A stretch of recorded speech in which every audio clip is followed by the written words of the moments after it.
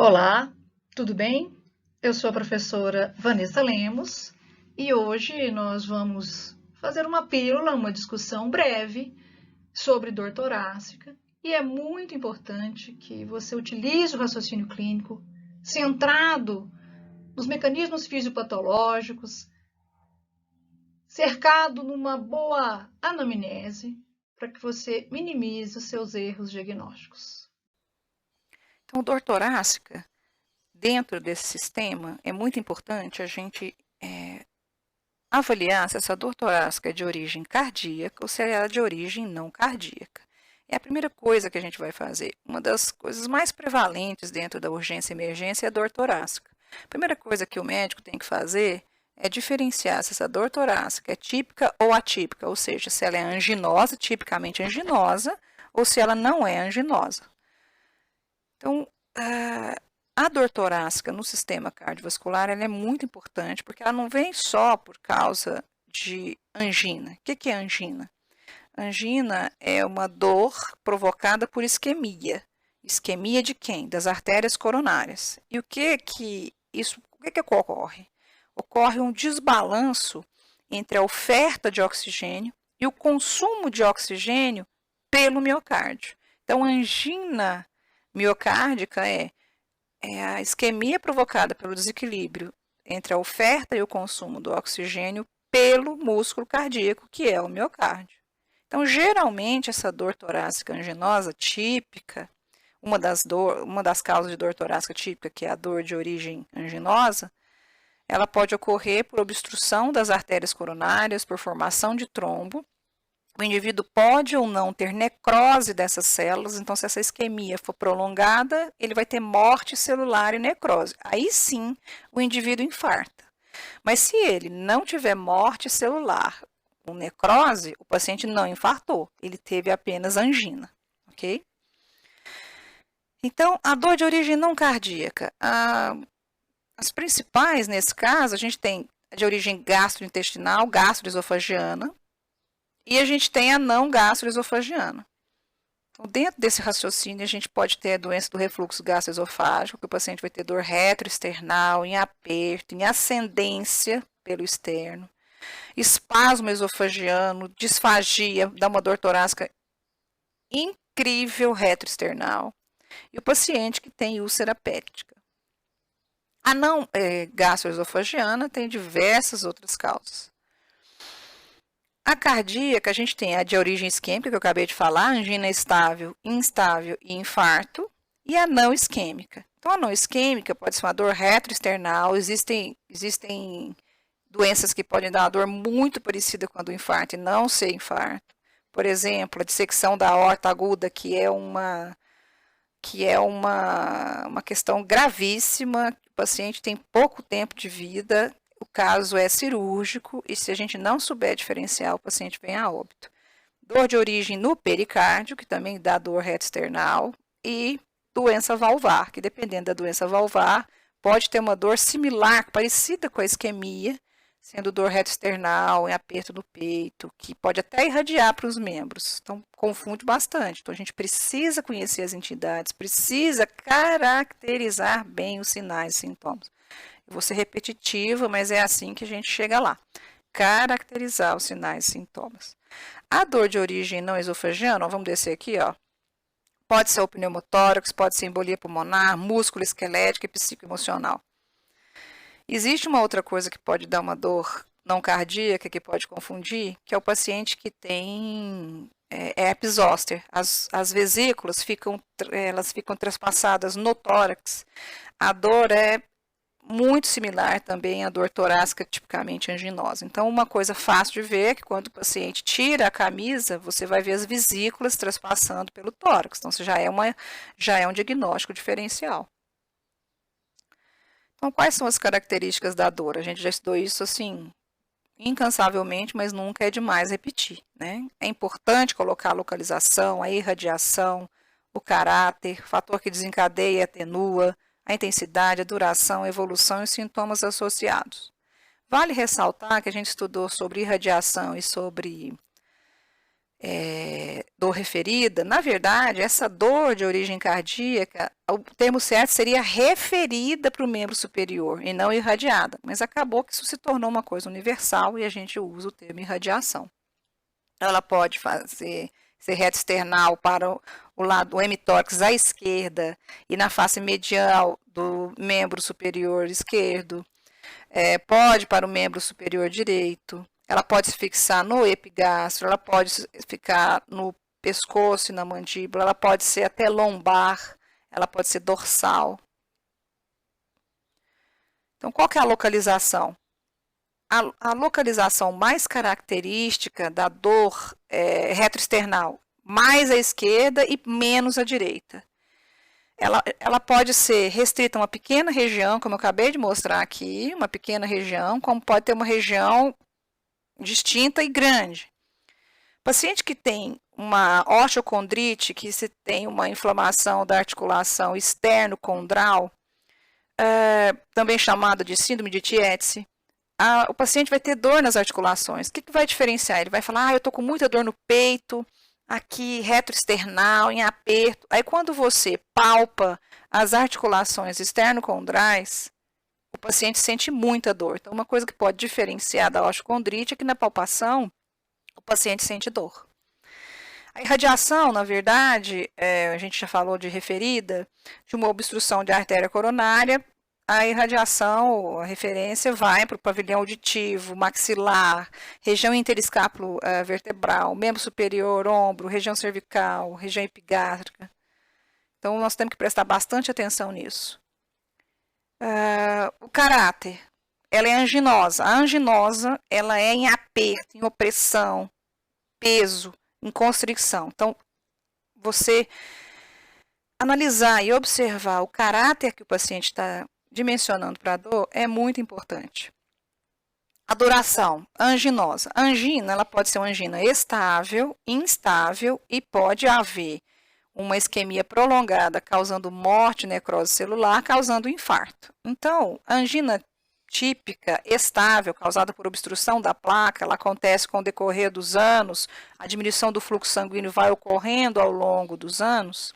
Então, geralmente, ela é de curta duração, de 2 a 3 minutos no máximo. Raramente ela ultrapassa aí 5, 10 minutos, raramente. E ela ocorre por causa da diminuição da oxigenação causada pelo aumento do consumo e diminuição da oferta. A angina instável já é um evento causado por um trombo agudo, a placa de ateroma, da aterosclerose, ela fissura, ela rompe, e isso causa um pequeno sangramento e a formação de um trombo. Então, esse trombo agudo, a dor ela é instável, ela aumenta e piora, e pode durar até 20 minutos. E ela ocorre por causa da hipóxia, como ocorre na angina estável, mas aqui já tem alteração histológica. Se você for observar a região, há alteração histológica. E o infarto, a duração da dor é maior, porque além de hipóxia, alteração histológica, tem infarto, tem necrose, morte celular. Então, a duração da dor pode te ajudar. O que eu vou falar para vocês é que a gente não pode pegar com um dado do exame clínico, seja ele anamnese ou exame físico, para dar diagnóstico. A gente associa vários fatores dentro da anamnese e do exame físico para fazer as hipóteses diagnósticas. Aqui nós estamos dando características que podem te ajudar. A intensidade, o paciente vai falar se é leve, moderada ou alta. A dor torácica ela pode ser desencadeada por diversos fatores e melhorada por diversos fatores. Vai depender da causa. Então, por exemplo, se eu aumento o gasto de energia pelo miocárdio, se eu aumento o consumo de oxigênio pelo miocárdio, ou seja, se eu provoco um aumento de trabalho cardíaco, o paciente pode ser um fator agravante. Então, quais são as situações em que eu aumento o trabalho cardíaco? Exercício ou esforço, emoção, taquicardia, frio, após uma refeição. Então, geralmente, o paciente vai falar assim, piorou quando eu comecei a andar, piorou quando eu me estressei, piorou quando eu tive uma emoção muito forte. Então, se piora com esforço e melhora com repouso, a estrelinha da angina típica tem que ficar piscando. Mas só se piorar com esforço e melhorar com repouso? Não, gente, aí esse paciente vai ter a duração vai ser importante, o caráter vai ser importante, o que melhora vai ser importante, se tem fator associado. Então, a gente faz uma somatória de fatores, uma somatória de características semiológicas para a gente poder imaginar e raciocinar sobre o diagnóstico. Se o paciente tem dor torácica pós-vômito intenso, existem doenças no esôfago que provocam má formação no esôfago, ou se o paciente tem alguma doença esofagiana, que depois de um vômito muito intenso e esforço intenso, pode haver ruptura histológica e o paciente tem dor torácica. Se o paciente tem dor torácica, depois que ele faz movimentos no pescoço, ou depois que ele faz movimento cervical, você tem que pensar em osteoartrite e discopatia cervical. Se o paciente tem dor torácica, deglutição, se o paciente tem dor torácica, ele diz que tem alguma coisa subindo e descendo atrás do peito dele, se queima, você tem que pensar em esofagite. Se o paciente tem dor, depois que tosse, depois que tem movimentos do tórax, você pode pensar em alteração tanto da pleura quanto do pericárdio. Uma pericardite, por exemplo, uma pleurite. E o que pode melhorar? Se o paciente tem dor anginosa, o que melhora é o repouso e o uso de vasodilatador. Ela desaparece em alguns minutos. Quando você tem a pericardite, eu vou mostrar daqui a pouco, você tem uma inflamação do pericárdio, e aí, quando o paciente inclina para frente, há uma aproximação dos folhetos sem que haja um deslizamento de um folheto sobre o outro, e o paciente diz refere que melhora a dor. E fator associado?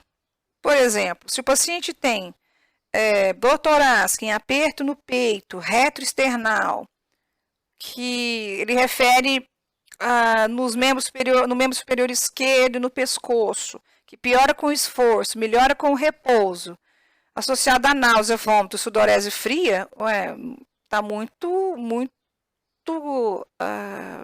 sugestivo de ser doença coronariana. Se é uma angina estável, instável, se é infarto, aí vai depender se houve morte celular ou não, por exemplo.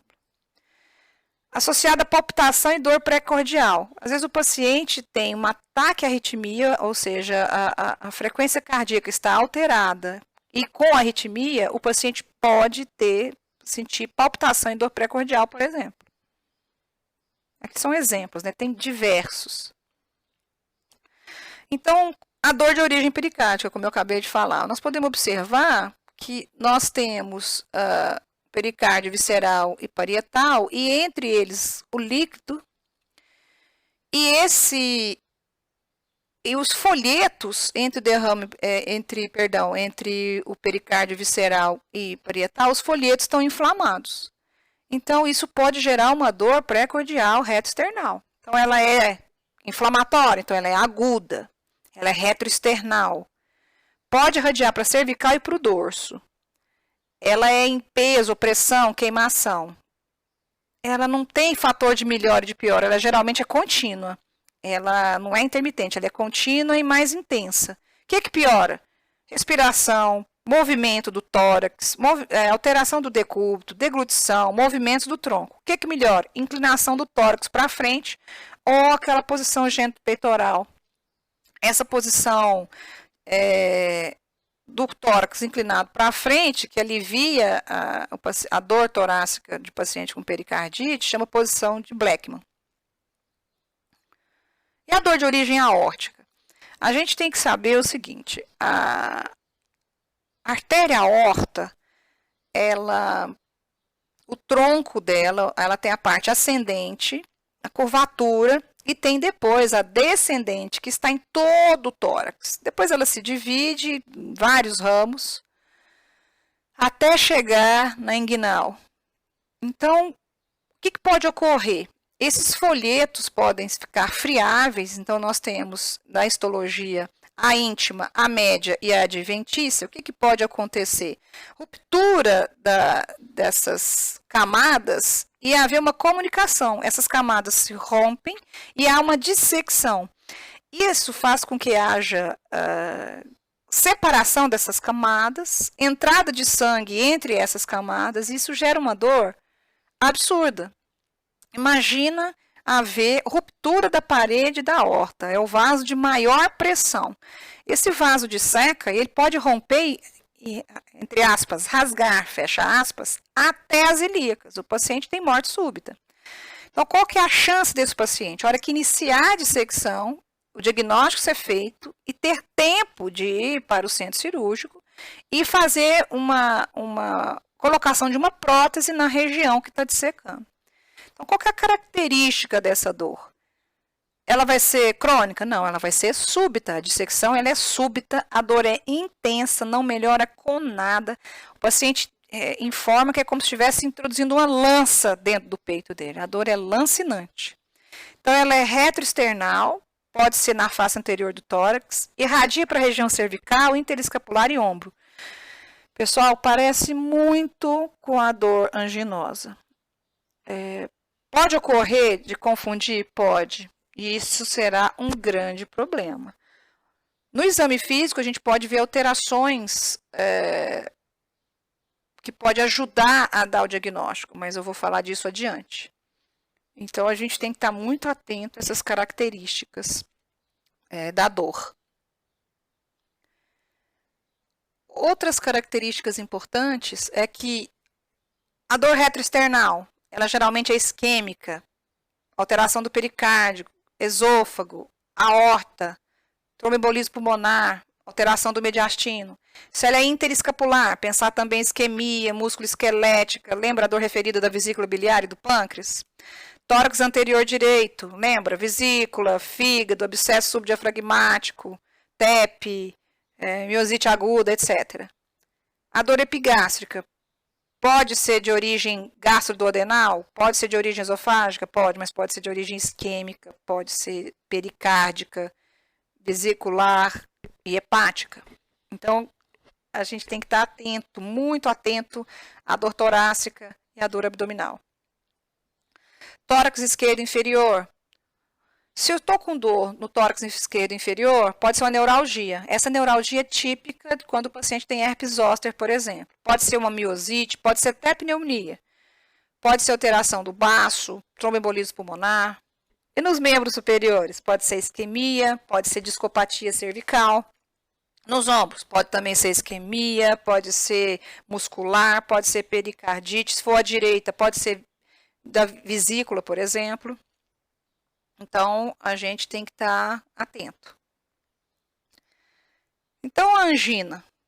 A gente falou da característica do pericárdio, da característica da aorta, agora a angina. Então, ela é um desconforto torácico associado à isquemia miocárdica, sem necrose.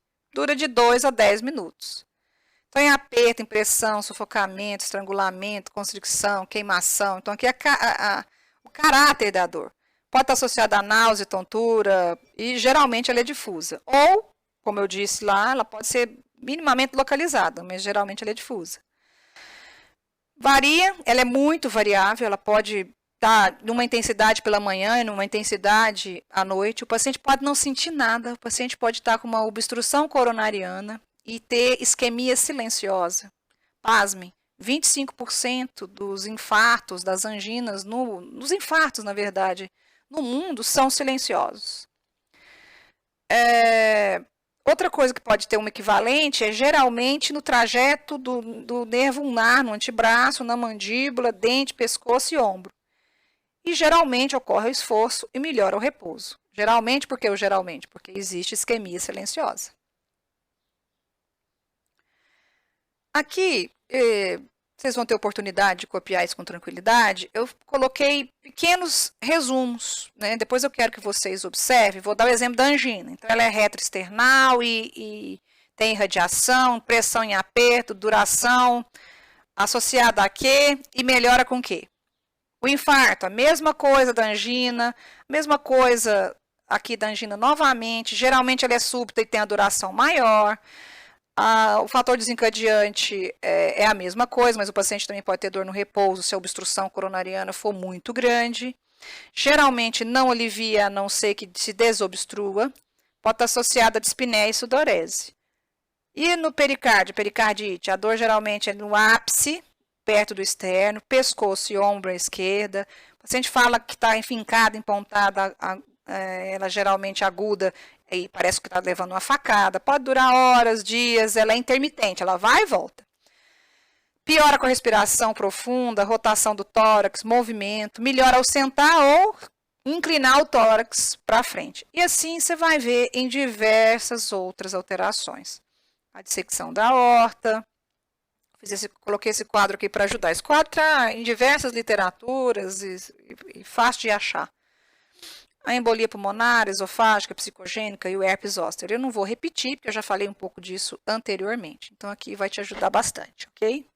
Tem que decorar? Não, tem que decorar não, tem que entender. Ah, mas eu não entendo, então eu vou lá entender como é que o esôfago funciona. As camadas do esôfago são X, Y, Z, entendi. Aí você vai raciocinar. Ah, então por que a dor da angina é assim? Aí, enquanto você não entender, você não passa para frente, porque se você for decorar, você vai confundir. A hora que chegar um paciente, nós vamos ter problema no diagnóstico. Então, a dor torácica, ela pode ser restrita à pele ou às estruturas superficiais? Vai depender. O paciente pode apontar? Causa pressão localizada? Se tiver pressão localizada, geralmente ela não é isquêmica. Mamilo esquerdo ou irradia para direito? Geralmente não é isquêmica, mas pode ser. Cuidado. A duração é efêmera, passa rápido. Então, geralmente é muscular, pode ser causada por gastrointestino, por problemas do esôfago, pode ser causado, por exemplo, por refluxo gastroesofágico. Curta duração, piora com a atividade ou melhora? Pensar em dor torácica típica, angina ou IAM. É de longa duração? Pensar em outras causas que não seja anginosa. Porém, não podemos descartar infarto. Eu espero que eu tenha te ajudado a direcionar seus estudos e aqueles que estão começando a roteirizar seus estudos. Deixo um abraço, muito obrigada e boa sorte.